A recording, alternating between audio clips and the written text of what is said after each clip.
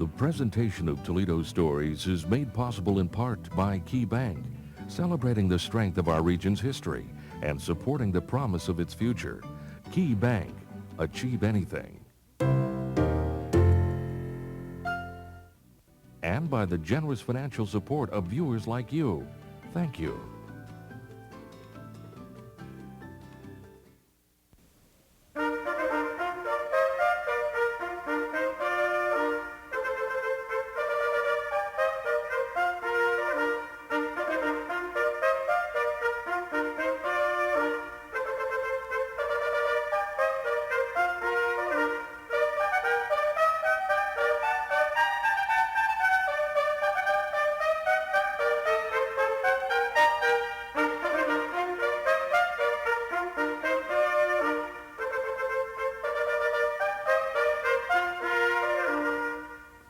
Really the central theme of Toledo history from, say, 1800 down to the Civil War is the development of an urban frontier, the development of, or the effort to develop an urban valley. There are speculators, town promoters here before there are any farmers or anybody else. The town is kind of the nucleus of the development of the whole region. So you can't really think of Toledo growing as a result of the development of an area. It's a planned kind of development, and I think we somewhat ignore this notion of the urban frontier. We think of the place in its early years as kind of a raw, primitive settlement, a few trappers and Indians about, but actually the first people on the scene were very urbane, well-to-do land speculators. Much of the early development in Ohio is taking place either along Lake Erie in the Connecticut Western Reserve area, or down along the Ohio River, or again up some of the other rivers flowing into either of these bodies of water. Chillicothe was the early capital of Ohio, and that really is considered to be in southern Ohio today. Cincinnati was, of course, established by this time. Marietta, our first community at the mouth of the Muskingum River along the Ohio River. And again up on Lake Erie you had Cleveland. Now in northwest Ohio there was no settlement whatsoever. We had the barrier of the notorious and infamous Black Swamp. And not only did we have the Black Swamp, which acted as a barrier to early settlement in this part of the state, at the time of the Treaty of Greenville, which followed the Battle of Fallen Timbers, fought here along the Maumee River, the Indians were allowed to retain a portion of what is today Ohio, and it seems that that portion they were permitted to retain happened to be largely northwest Ohio. And consequently, in our part of the state, there was very little, except the swamps, the insects, and of course scattered Indian villages. After the Battle of Fallen Timbers, the Treaty of Greenville had deeded much of the land in northwestern Ohio to the Indians, keeping, I believe there were 16 military reserves where soldiers could stay and where people could go in. So the American people who settled here came into the 12-mile square reserve for the most part. So after the War of 1812, when the British were finally gone, and also Tecumseh died at the end, toward the end of the battles in northwestern Ohio during the War of 1812, and this sort of ended the Indians' conspiracy against the settlers. And so it was safer to be here. And the government decided they didn't really need the fort anymore. They didn't need the reserve, and they didn't really need Fort Meigs anymore. So they arranged for it to be sold to the public. And the first land sale was in the spring of 1817, I believe. This is a time you have to imagine when the largest single, what they called internal improvement, is going to be built through this part of the country. Toledo and much of we were known as the West, much of the area west of here was built and settled by land speculators who came here to make money. And when they found out that there was a canal going through here, there were years that were just wild with development. Land prices soared. People did make a lot of money in those early days.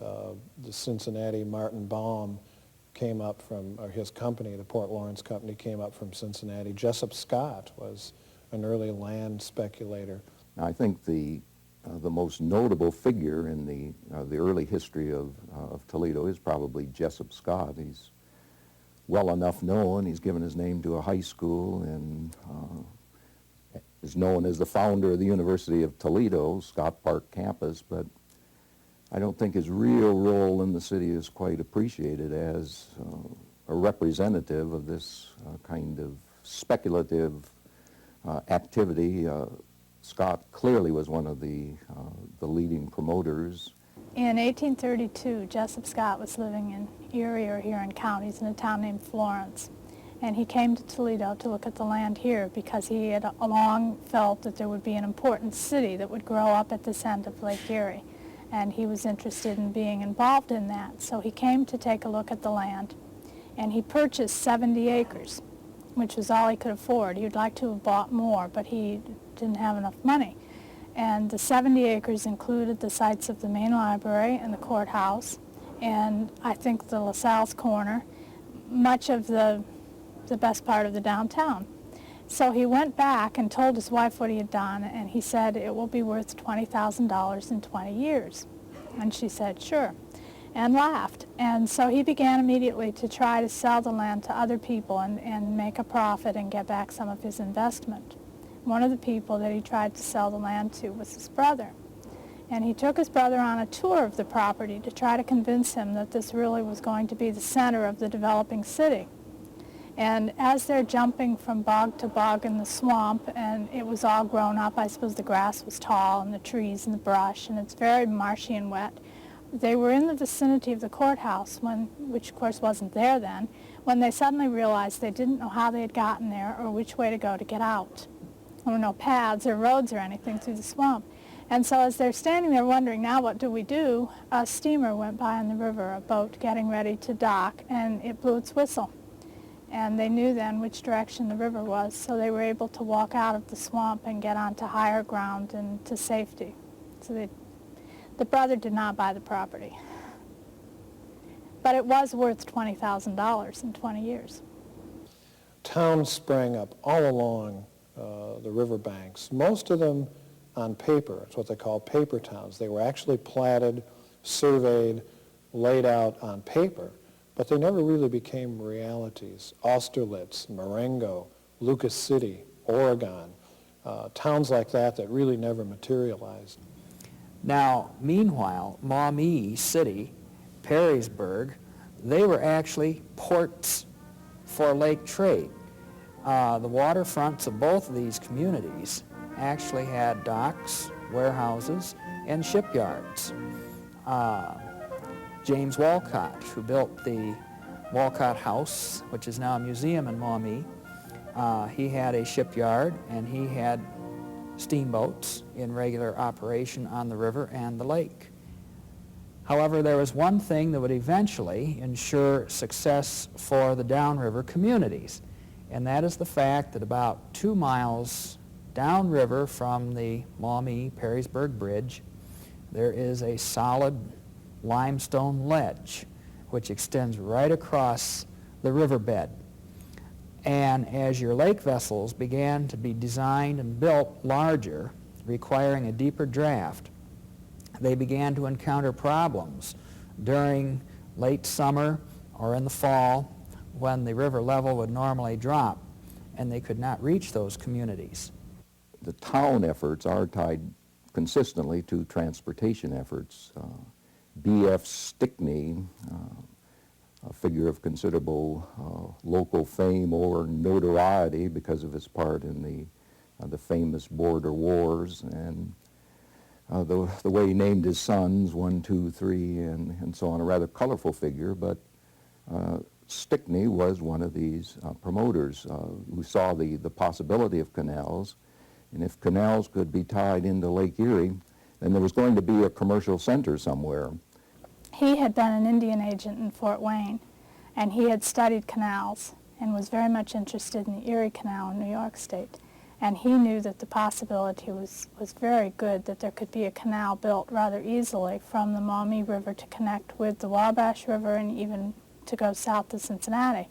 And he began looking at the land and studying it, and he decided that Toledo would be the spot. It wasn't, of course, Toledo then, but he decided that the canal should start here to go inland. So he enlisted the support of all kinds of people. There's a revealing letter from DeWitt Clinton to Stickney to the effect that your canal programs in Indiana have shown me the way to get out of the Great Lakes. I found the way into the Great Lakes. You have shown me the way to get out. And this is an important point when we're talking about the canals, because many of our most influential and successful early pioneers here in Toledo were New Yorkers. And the fact of the matter is that they had seen the success of the Erie Canal in New York State, and they wanted to get in on the ground floor of the development here on the west end of Lake Erie, because they knew what potential there would be for the future. And so our first mayor was John Burdan, a New Yorker, Edward Bissell, a New Yorker, who was very instrumental in laying out this town of Vistula. Our first millionaire, Valentine Ketchum, was a New Yorker as well. Stickney had purchased land in the Port Lawrence platting, and then he had, of course, gotten tired of Port Lawrence and inactivity and decided that he could do better on his own. And he owned a large farm just to the north of Port Lawrence. So he started his own town called Vistula. Vistula and Port Lawrence still were not what you'd call great financial successes. Both of these villages failed to attract a great deal of commerce from the lake. The early leaders of these communities were rather downhearted to see many of the vessels from Lake Erie go right on past, heading upriver for Maumee, Perrysburg. And even the mail delivery to Port Lawrence was rather spotty, because the regular mail route was from Maumee City right along what is now Detroit Avenue to Detroit on a regular basis, and they would drop the mail for Port Lawrence off in this little village of Tremainsville, which was where Detroit Avenue crossed the Ottawa River. And then once a week they'd bring the mail into Port Lawrence along what is now Cherry Street. Well, the two communities realized that if they were going to survive, they'd better forget their competitive spirit and their rivalry, and they'd better join together. And in the fall of 1833, the citizens of both towns met in a public meeting, and they agreed that the best thing would be to merge into one town. And neither town was willing to accept the other town's name, so they had to think of a completely new name for the new town. And there are at least 4 theories as to who suggested that the town should be called Toledo. I think it's not, there's no doubt that it was from Toledo, Spain. But the question of who suggested it and why, I don't think can ever be answered. My notion is that all the stories are wrong, you know, all the accepted stories. And there is one account that says when they were planning the consolidation of Port Lawrence and Vistula, somebody said, why not name the place Toledo? And well, natural enough, because these kind of promotional sites were named after great cities. You have all kinds of new Madrids, or I don't know how many new Madrids, but there is a new Madrid, or a new Madrid as it's called in Missouri. Baalbeks, Palmyras, Romes, any number of, you know, ancient and world cities were picked as names. Toledo was one of the successful ones. The most logical point here is the fact that Washington Irving was the most widely read writer in the United States in that time period. And he had published a few years before his Tales of the Alhambra about his visit to Spain, and he had been researching the life of Christopher Columbus over in the Spanish archives. And in this book, of course, there is mention of the very historic and old city of Toledo. Well, these early pioneers, undoubtedly, searching for some unique name, happened upon that, and the name was suggested, and that is what we became, Toledo. When the actual merger occurred is another thing that I have not really settled satisfactorily for myself. As late as 1835, the proprietors of the two towns were still disposing of their interests and dividing up their land and still referring to the towns as Port Lawrence and Vistula. There's a beautiful old map over in the library's local history collection which shows a map of Ohio placing Toledo, you might say, in Michigan. And then it says right on it, Port Lawrence or Toledo. In other words, the cartographer isn't quite sure what we want to be called at this point. And of course, it is a certainty by 1835 because the boundary dispute is called the Toledo War. The infamous Toledo War, which really wasn't a war per se. I don't know whether there was certainly any battles even. There were some fisticuffs, I suppose, but it all arose over the discrepancy between the two lines that were drawn, the Harris line and the Fulton line, being drawn basically from the lower part of Lake Michigan across to Lake Erie. And one of the lines, the northern line, had Toledo in Ohio, but the southern line, which basically ran across and ran through about where Southwick Shopping Center is today, had Toledo in Michigan. So there was a tremendous rivalry there, particularly when the canals are being talked about, and the terminus, the northern terminus of this great Miami and Erie Canal was to be at Manhattan, or Toledo, which at that time would have been in Michigan. The war actually started with the Northwest Ordinance in 1787. The Northwest Ordinance was the law that governed the formation of states, and it set the boundaries, and it set out the restrictions, and everything was very carefully provided for in the Northwest Ordinance. However, when they formed the state of Ohio, they departed from the Northwest Ordinance in two ways. They did not take in Michigan initially, as the ordinance stated they should. Michigan became a territory separate from the state of Ohio. And they went with the ordinance line, but they decided themselves that Congress really meant to include the mouth of the Maumee River in Ohio. They just hadn't had the advantage of knowing for sure where that boundary line would be. I might add that, in a sense, Ohio did have a claim which could be made, because in the early determination of the northern boundary line of Ohio, the boundary line was to be drawn from the southern point of Lake Michigan due east to Lake Erie. As they had anticipated at that early time, that would have placed the entire mouth of the Maumee River within the bounds of Ohio. But they were using faulty maps. And as they later realized, Lake Michigan extended farther south than they really knew it to be at that time. And as it was, they extended the boundary line according to that early description, and that placed Port Lawrence, or of course then Toledo, in the Michigan Territory. So from 1803 until 1835, Michigan assumed that they owned the Toledo area, and jurisdiction was in Michigan.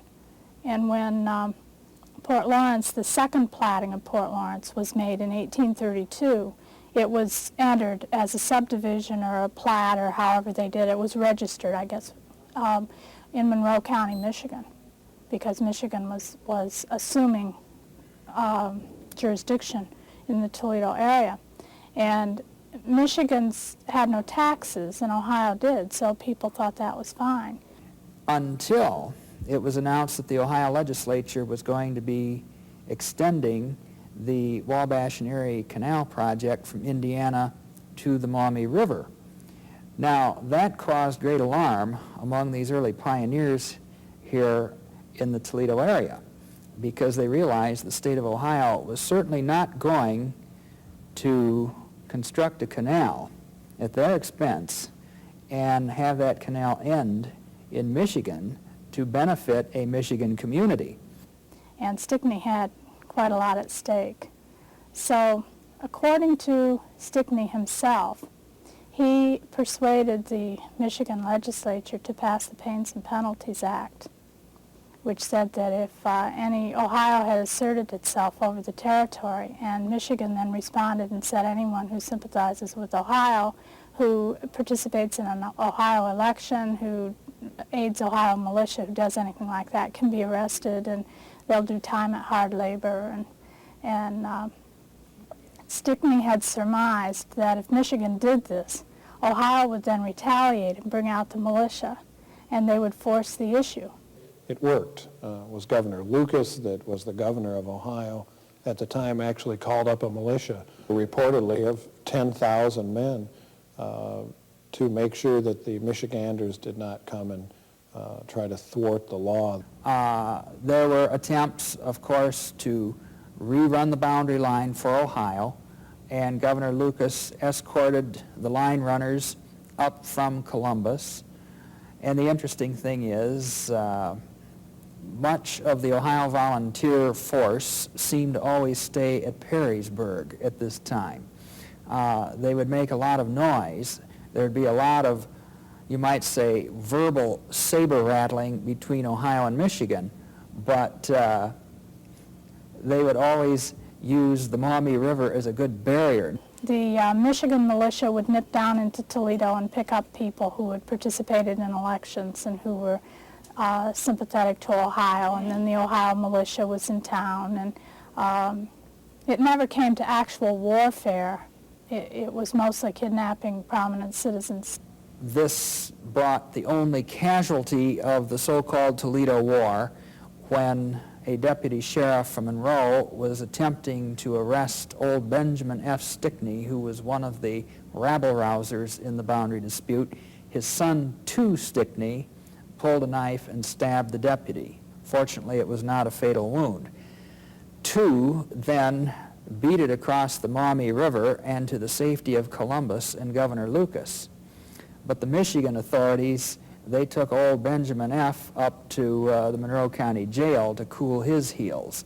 And according to one account, he was quite cantankerous along the way, attempting to fall off the horse until they tied his ankles together beneath the animal, and suggested if he tried to fall off again, he would have to continue the ride in whatever position he happened to end up in. Well, of course, Governor Mason demanded the extradition of Stickney to Michigan to stand trial for the assault on the Michigan deputy. And Governor Lucas responded, of course, how could this be when this alleged attack took place in Ohio, you see? So we're right back at square one. The Congress was supposedly making a decision, but nothing was coming very quickly. So Governor Lucas had been in contact with President Jackson, and he had agreed not to engage in any more hostilities because there would be a decision coming. And so he sent his militia home, and everything was to be calm while they waited for the decision. But they had formed Lucas County in June, I believe, of 1835, and as part of the circumstances of erecting a county, you had to hold common pleas court. Then the county would be official. And they had directed that common pleas court be opened on the morning of September 7th, 1835, in Toledo, in order to assert themselves and secure the position as a new county. Governor Lucas did not wish to have bloodshed because he knew that Governor Mason was vowing that there would be no court session on behalf of Lucas County, Ohio, held in Toledo. And so what Governor Lucas did was a rather clever stroke. He ordered that the newly appointed officials for the county hold their legally required meeting in Toledo, but do so in the very, very early hours of that day. And so the officials then rode in on horseback from Maumee, leaving that area probably a little ahead of midnight. And then, it's estimated perhaps they arrived here in Toledo about 2 a.m.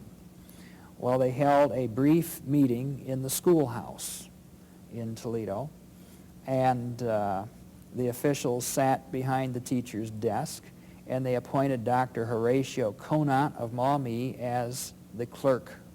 And he quickly wrote down the minutes of the meeting, which I guess lasted perhaps 15 minutes. And they signed the minutes, and he tucked the minutes in the band of his enormous top hat, which was in style at that time, and they adjourned. That was it. But they had complied with the requirement of the law which had created the county. They had held the meeting on the soil and in the territory of the new Lucas County. Then they realized we have no witnesses other than ourselves to the fact that we have been in Toledo to hold this meeting. So they went from their adjournment over to a nearby tavern, and there they signed the register in the tavern, and they also celebrated a bit the creation of the new county. And they rushed in the door and hollered that the Michiganians were coming. Well, they all beat it for their horses as fast as possible. And in this mad dash to get out of Toledo, these are our early officials of the county, please note, and they are quickly retreating back all the way to Perrysburg to get out of the disputed strip because they don't want any trouble with the Michigan authorities. But in this mad dash to retreat, Dr. Conant's hat was knocked off, and the precious document with the minutes, that happened to be lost.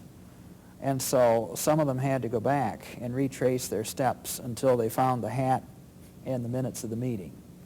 And so all was saved. But actually there were no Michigan militia in the area at all. They were camped in Monroe, I guess, and they were planning to be here in the morning so that they could stop the court. So they rode into town first thing in the morning, and they were really disappointed that they didn't find any Ohio soldiers around, as they had planned on. Michigan men thought, we're going to have a fight today, this is going to be fun. And there were no soldiers here, you know, big disappointment. They gave a war and nobody came. So they hung around for about 3 days drinking and plundering people's gardens and carousing, and then they went home. Congress actually brought an end to the whole affair. In a sense, it was almost outright political bribery. The Michigan authorities were told that if you wish to become a state, you are going to have to forfeit the Toledo Strip. As a consolation prize, so to speak, Michigan was awarded the Upper Peninsula by the Congress, and so that's how it ended. By 1836, they had decided they needed a government here, so they petitioned then to have a city government and be incorporated as a city. So, of course, the Ohio legislature passed the act. The governor signed the act on January 7th, 1837, making Toledo a city.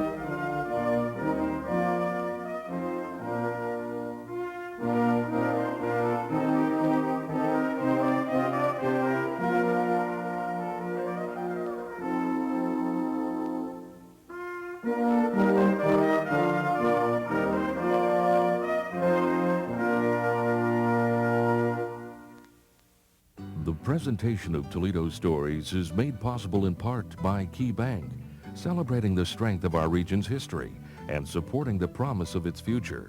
Key Bank, achieve anything. And by the generous financial support of viewers like you. Thank you.